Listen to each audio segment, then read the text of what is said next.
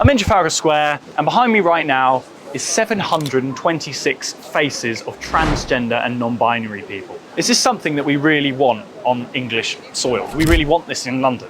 It begs the question in terms of our leadership and how the culture in England has shifted. We currently have a Prime Minister who, when asked what a woman is, couldn't even define it.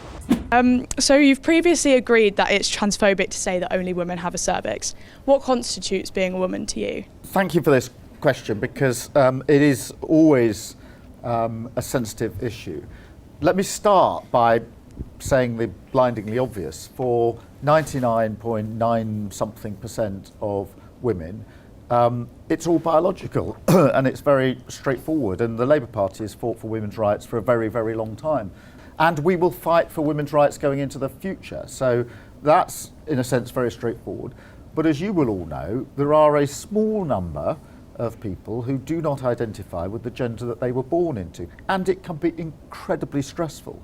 And there are young people who are going through real anguish, actually, in relation to this. And I'm not going to join those that just want to add to the abuse of that small group of people. That's probably why 80% of the country didn't even vote for this man.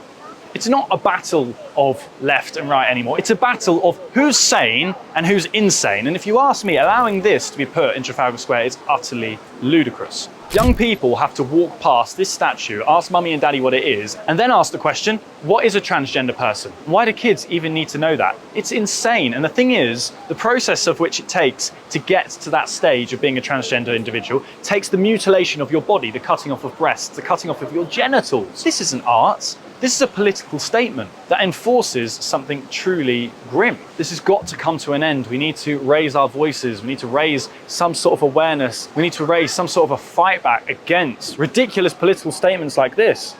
If I'd said to someone 20 years ago, oh, we're going to have this in Trafalgar Square, they go, that's absolutely insane. That's never going to happen. And yeah, it is happening. And yet people are just walking past it, looking at it, and not actually objecting to it in a useful and practical way. I can imagine protests being held in front of this, and yet again, it's not happening. Why won't people raise their voices? Why are people so terrified to have an opinion about something that's so obviously awful? And it gets worse. When you go into universities, they will support this. In fact, it's probably universities which are upholding and promoting a piece of art like this. It's got to be stopped. This is drip feeding into mainstream life, and anyone who opposes it is demonized, treated as a bad person, and attacked for something that's so basic. I know that the majority of people agree with me. That's the terrible thing. If you ask most people in Trafalgar Square right now, what do you think of this statue? The likelihood is they're going to ask, what is it? And then when I engage with them and actually explain that to them, they're going to answer with, well, that is ridiculous. Imagine what could be there. Imagine how we could reinforce British culture and promote the true values of caring about your country.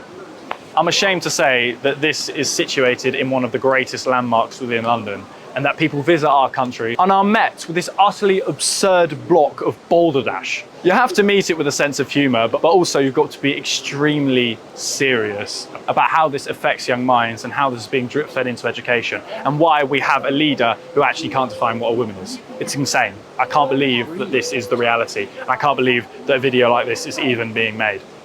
But we all saw it coming. We all knew it was coming. I was in education not too long ago. I had it within education. It doesn't shock me at all that we've evolved into this utterly sickening fantasy of things like this. So what should you do? You should project it, outreach with people, constantly have this conversation. Don't shy away from having what is considered a controversial opinion when actually you're just saying what everybody knows to be right. You are not alone, you are not insane, and you are definitely within the majority. Thank you for watching this video. If you did like it, and if you do want to hear more, please click subscribe. Furthermore, you can find me on social media. Montgomery.toms is my Instagram handle, and Montgomery Toms is my X, formerly known as Twitter handle. Thank you very much. See you in the next video.